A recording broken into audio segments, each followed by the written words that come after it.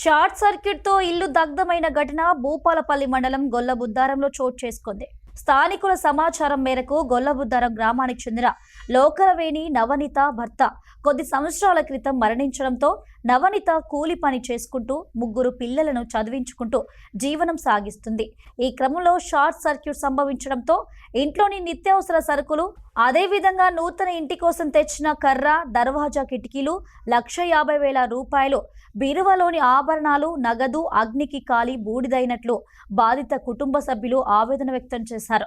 ఇంట్లోని సామాగ్రి, డబ్బులు కాలిపోయి దిక్కుతోచని స్థితిలో ఉన్న తమను ప్రభుత్వం ఆదుకోవాలని వేడుకున్నారు. నా పేరు లోకలవేణి మహేందర్, మాది గొల్లబుద్దారం, భూపాలపల్లి మండలం, జయశంకర్ డిస్ట్రిక్ట్. మా తమ్ముని భార్య అయిన లోకలవేణి నవనీత షార్ట్ సర్క్యూట్ వల్ల ఇల్లు నష్టమైంది. నిత్యావసర సరుకులు అన్నీ కాలిపోయాయి.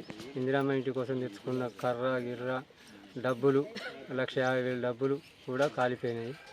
దీనికి మీరు అన్ని విధాలుగా సహకరించగలరని కోరుకుంటున్నాను.